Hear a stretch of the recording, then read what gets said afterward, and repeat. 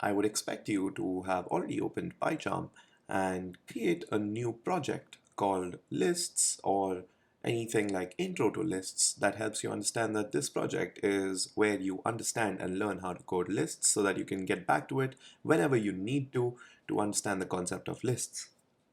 Now, in this one, we're going to be taking a look at a bunch of tasks which will help us create a list and perform a lot of operations on it or many operations on it that are going to be similar to what you would actually use to do in your line of work or in your projects at university or well just with lists when you do any kind of personal projects of yours in Python or well in actually any other programming language as well. So let's just get into it. So the first task is to create a list called to do and add 3 items to it. So as we saw in the last one, first we need to create a list called to do, just like that. Make that equal to square brackets, and inside that we add 3 items. So maybe brush my teeth, make breakfast, and something like go for a run. Maybe these are the first 3 tasks that I would want to do at the start of my day and they're a part of my to-do list, right? So now what I want to do is simply print it. So print to do and let's see the output.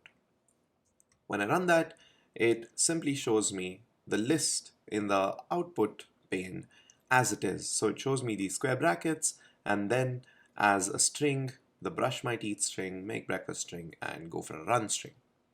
Now, the next task is use the append function to add more items to this list. So as of now, to add more items to the list, we would simply put a comma and then add some kind of an item.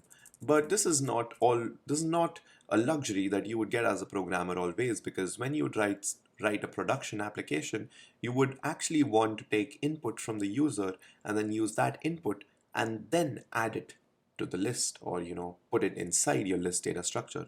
So for that, we use the append function, which helps you append items to your list. Let's take a look at how it does that. So here we need to use the append function to add more items to this list. So let's add about 4 more items to this list. To do that, you just need to use the name of the list, which is to do dot append. So the list name dot append is how you'd add items to this list, and the item that you would want to add could be an integer, a boolean, a float, or any other data type or data structure. But in this case, it's simply going to be a string. So our string could be something like read the newspaper, and then to do dot append get ready for work, and to do dot append drive to work, right? So these are 3 new items that we've added to our list to do. Now, how do we know that these have been added and where have they been added in our list? To do that, let's just print out to do and see how the append function actually adds these items or appends them to our list. So now you have the 3 original items right here, and you can see that in this sequence, the append function basically appends them or adds them to the back of the list, which is read the newspaper and then get ready for work and then drive to work. So that is what the append function helps you do. Just for example's sake, let's create a new variable called something like to-do list item. And this would be a string variable, and maybe this variable could be something like get coffee at work. And now we want to add this item to our list.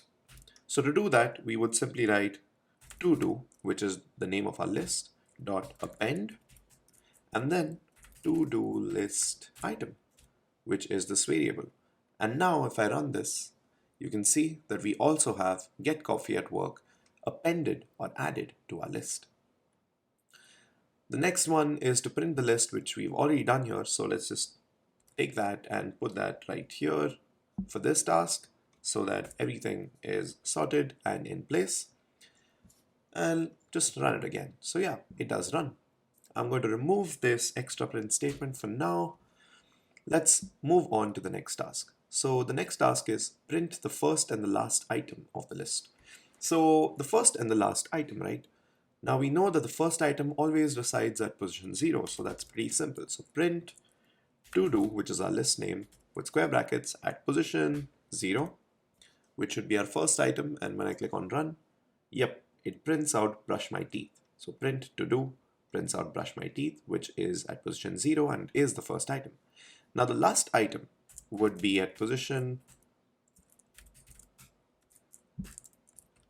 well, 0, 1, 2, 3, 4, 5, 6, or at position, as we learned with strings and also with lists, -1. So let's run that and see if we have our last item, and that is exactly what it is. So we're able to access our first item and our last item.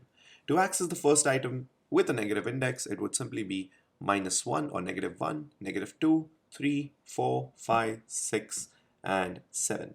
So if I print to do at position -7, I should ideally get brush my teeth, and that's exactly what I get. So that's perfect, and that's pretty simple. Now, the next task is to print items 3 through 5.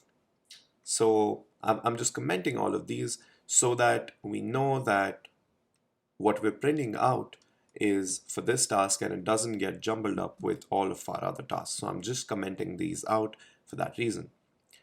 Now let's move on to this task. So print items 3 through 5.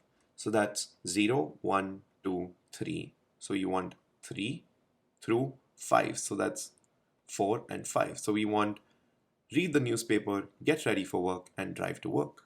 So to do that, we'd simply print name of our list, which is to do. And then with the square brackets, we'll have to slice it just like we would slice a string.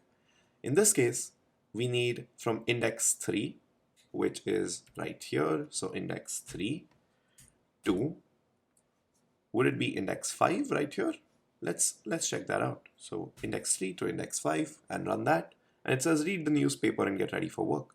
And that is something that we do not want. We also want drive to work. So just like we did in strings, we'd always add a +1 to the last element that we'd want. And when we run that, we get read the newspaper, get ready for work, and drive to work. So this is how you slice out elements 3 through 5, because that is 0, 1, 2, 3, 4, and 5. Pretty simple. Now I'm going to comment this out again, and let's move on to the next one. Remove the last item of the list and print the list. For this, we're simply going to use this function called the pop function. So the pop function basically allows you to pop off the last item of the list, or just delete the last item of the list. To do this, we'd simply write the name of the list, which is to do dot pop. That's it. And when we run this, well, nothing happens, but if I print out to do and run that, now you can see that the new print statement shows that our to-do list has been changed and we do not have the get coffee at work item in the list anymore because it has been popped off. Now it says print the number of items in the list using the len function. So just like we used that in strings, the len function also helps us determine the number of items in a list, or well, the length of a list. So if we print out len of to do and run this, it says the length is 6 because we have 6 items in this list. So that would be 1, 2, 3, 4, 5, 6, right? That's 6 items because we already popped this one off. At the same time, what I would also want you guys to observe is that when we count the length, we start from the number 1 index for the first element.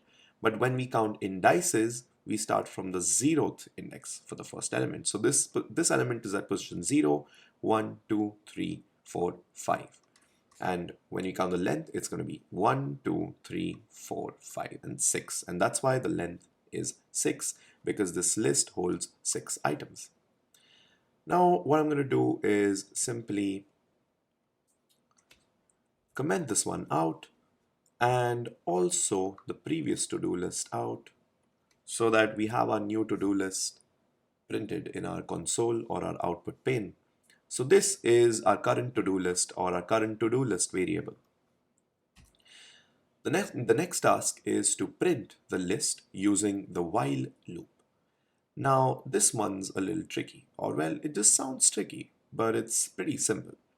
What you want to do here is you want to write a loop which accesses each item in this list or in the list to do, and then prints that item at each iteration. So we know that the list starts at index 0, and to access each item we'd have to go from index 0 to 1, 2, 3, 4, and 5. So to do this, let's create our first control variable of the loop, which is I equals 0. Then while I is less than the length of our to-do list. Why would we write this looping condition?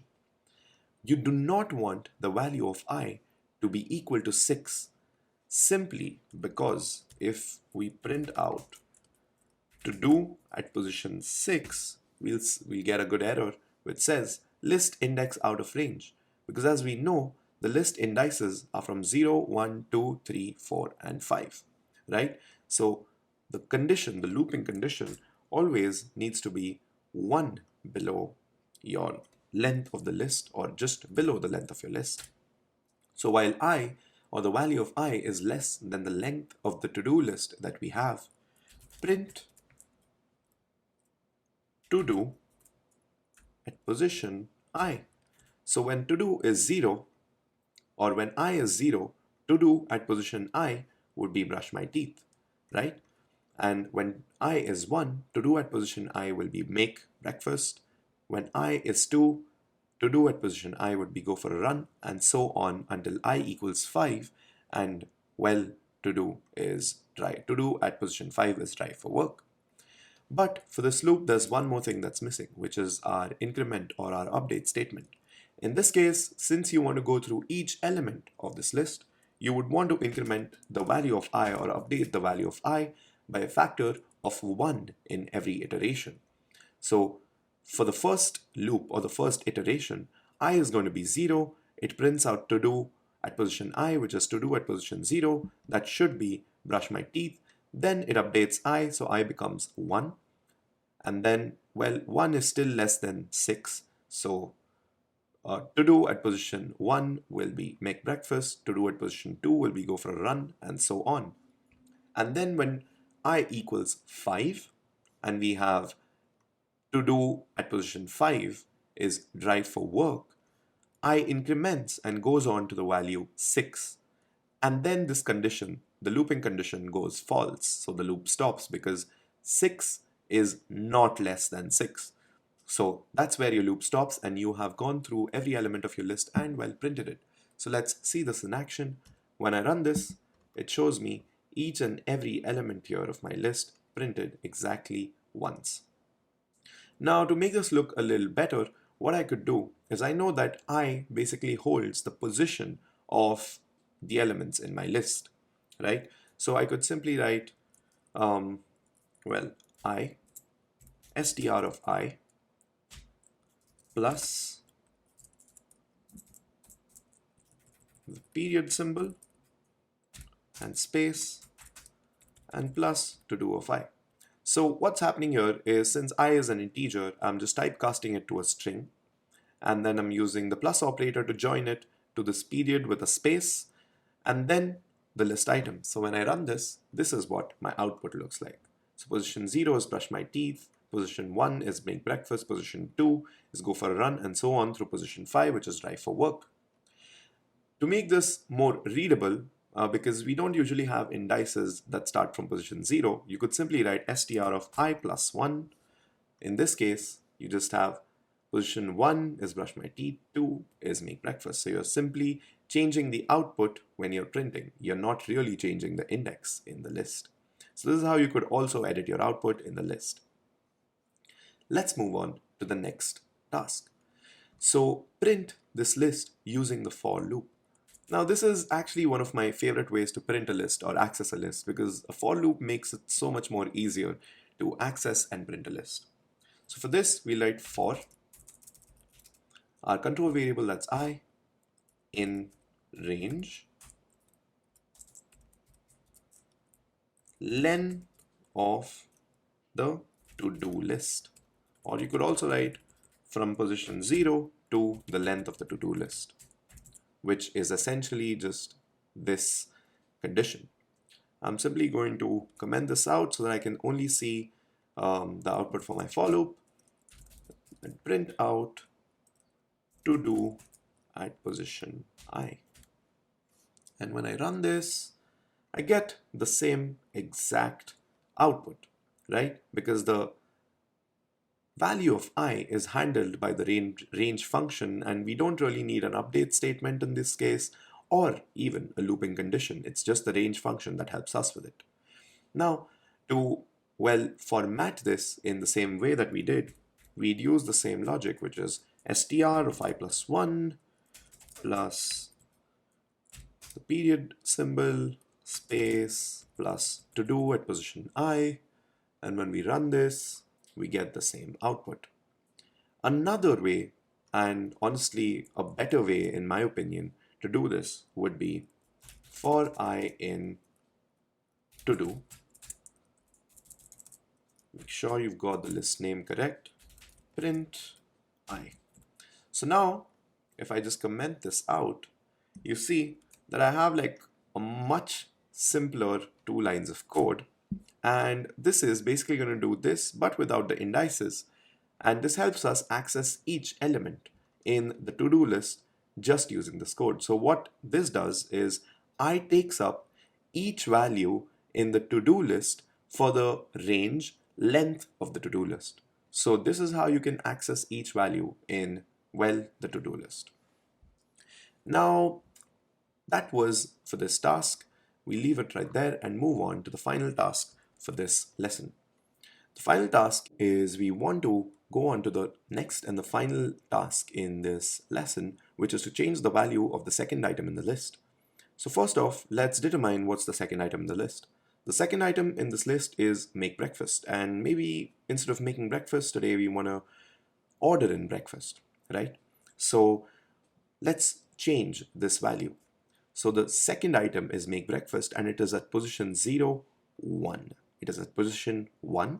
So to do, which is the name of our list, at position 1 equals order takeout for breakfast. And then if you print out the new to-do list, you can see that we have changed the second item of the list, which is order takeout for breakfast, and well, the rest of the list is the same. Now what we're going to be doing in the next one is we're going to be creating an actual to-do list which takes inputs from the user and then stores it in the list and gives the user options to delete a certain item from the list and add more items to the list. So guys, that's enough of this video, and that's enough of actually practicing lists. Let's create something with lists. And well, the to-do list project is actually one of the simplest and the best ways to learn all the functions that you would mostly use in a list, and that would help you work with lists like a ninja. So that's about it. If you've got any questions, just put them down in the comments as always, and my team or I will get back to you ASAP with the best solution. And well, have fun, and I'll see you in the next one.